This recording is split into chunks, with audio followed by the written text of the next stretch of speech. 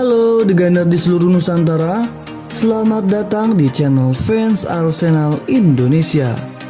Seperti biasa, kami akan memberikan informasi terbaru seputar Arsenal yang akurat dan terpercaya. Jangan lupa subscribe, like, komen, dan share ke The Gunner di seluruh Nusantara. We love you Arsenal, we do. Salam The Gunner.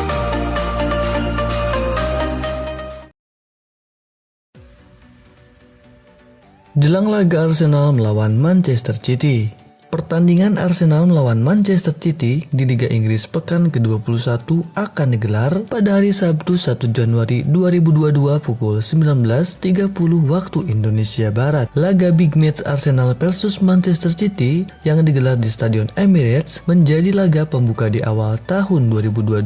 Duel The Gunner versus Manchester City akan menjadi laga menarik dan seru, mengingat Manchester City yang kini berada di puncak klasemen Liga Inggris bertandang ke markas Arsenal yang juga tengah bangkit. Arsenal kini berada di urutan 4 klasemen Liga Inggris dengan relevan 35 poin, terpaut 12 poin dari Manchester City. Jelang laga, bek Arsenal Kieran Tierney pun memberikan pesan ancaman kepada Manchester City di tengah kebangkitan Arsenal. Kieran Tierney bertekad membuktikan Arsenal dapat bersaing ketat dengan para pemain besar Liga Premier. Arsenal mencatat 5 kemenangan beruntun di semua kompetisi yang membawa mereka naik ke urutan keempat dalam tabel dan mengamankan tempat di Liga Champions. Kini Arsenal akan mendapat ujian berat meladeni Manchester City di Emirates Stadium pada hari Sabtu, diikuti meladeni Liverpool di semifinal Piala Carabao. Sementara performa Manchester City juga tak kalah bagusnya dari Arsenal. Skuad Pep Guardiola ini sudah mencatatkan 11 kemenangan beruntun di semua kompetisi. Mikel Arteta positif COVID-19. Sekali lagi, Mikel Arteta dinyatakan positif COVID, membuat pelatih Spanyol itu akan melewatkan pertandingan Liga Premier tahun baru melawan Manchester City. Ini adalah kedua kalinya sejak pandemi dimulai. Arteta dinyatakan positif sebagai manajer Liga Premier pertama yang dinyatakan positif di Maret 2020. Kabar tersebut dikonfirmasi pada Rabu 29 Desember melalui akun Twitter resmi.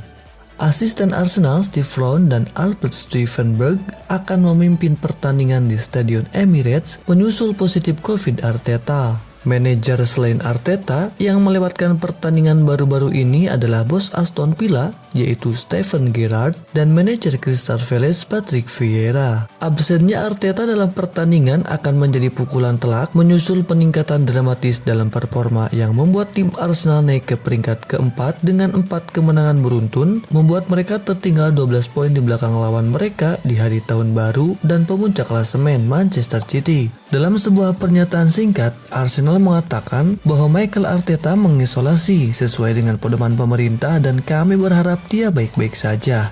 Arteta sekarang akan menghadapi masa isolasi yang berlangsung selama 1 minggu. Perubahan terbaru pada pedoman isolasi berarti bahwa ketika dinyatakan negatif pada hari ke-6 dan ke-7 saat isolasi mandiri, mereka tidak lagi harus tinggal di dalam rumah dan diperbolehkan keluar. Dengan asumsi bahwa Arteta pulih dengan cepat, dia bisa kembali ke ruang istirahat untuk pertandingan leg pertama semifinal Piala Carabao melawan Liverpool pada 7 Januari nanti. Tes positifnya terjadi pada saat varian Omicron ganas di seluruh Inggris dengan pengujian terbaru melihat 103 kasus yang dikonfirmasi tertinggi sejak pengujian mulai dicatat pada Mei 2020. Bruno Guimaraes ke Arsenal. Jendela transfer Januari kini sudah dekat. Arsenal memiliki peluang besar untuk finish di 4 besar. Edu mungkin harus terjun ke pasar transfer untuk membantu memperkuat peluang Mikel Arteta mengamankan sepak bola Liga Champions di London Utara. Salah satu nama yang tampaknya masuk dalam daftar keinginan klub adalah gelandang Lyon Bruno Guimaraes. Pemain berusia 24 tahun itu telah disebut-sebut akan pindah ke London Utara untuk beberapa waktu sekarang dan Arsenal dalam perburuan gelandang pada Januari, terutama karena Thomas Partey dan Mohamed Elneny menuju Piala Afrika. Arsenal telah diberi penawaran jika mereka ingin mengontrak Bruno Guimaraes dari Lyon. Menurut outlet Brasil Globo, tim Liga 1 akan meminta 38 juta pound sterling untuk gelandang bertahan mereka Guimaraes. Arsenal akan mampu membayar kesepakatan ini karena dana yang masuk dari penjualan Matteo Guendouzi, Lucas Torreira, dan sekarang mungkin Maitland Niles London Utara tentu saja membutuhkan seorang gelandang tengah, dan Arsenal telah dikaitkan dengan Guy Marais di musim lalu. Jadi ini tentu saja merupakan kesepakatan yang dapat ditinjau kembali oleh klub. Menurut ahli transfer Fabrizio Romano dan Gianluca Di Marzio, Arsenal akan mengirim Maitland-Niles dengan status pinjaman ke AS Roma begitu jendela transfer Januari dibuka. Dengan penjualan ketiga pemain, Maitland-Niles, Torreira, dan Guendouzi, itu berarti bahwa Arsenal akan dapat menyelesaikan tanda tangan Guy Marais dalam kesepakatan yang beresiko rendah. Sisi Arteta membutuhkan lebih banyak kekuatan di lini tengah, dan penandatangan gelandang Brasil tentu akan sangat membantu dalam pencapaian itu.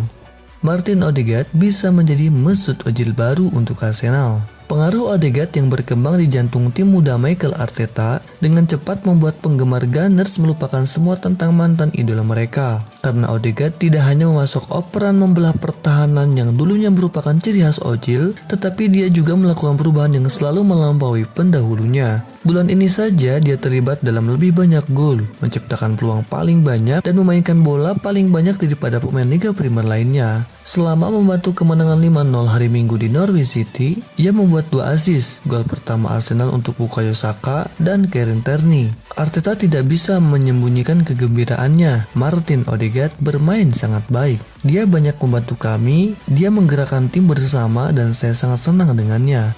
Ketika Emerick Aubameyang dicopot dari jabatan kapten baru-baru ini, Martin Odegaard adalah salah satu nama yang disarankan untuk promosi menjadi seorang kapten. Sekarang, tantangan bagi Odegaard adalah mempertahankan performa baiknya dalam jangka panjang. Pertandingan kandang hari Sabtu melawan pemimpin klasemen sementara Manchester City akan menjadi kesempatan sempurna untuk menjadi lebih baik lagi. Nah, itu tadi informasi seputar Arsenal spesial dari fans Arsenal Indonesia. Buat kamu yang gak mau ketinggalan berita terupdate dan terbaru seputar Arsenal, jangan lupa like and share dan subscribe fans Arsenal Indonesia. Salam The Gunner.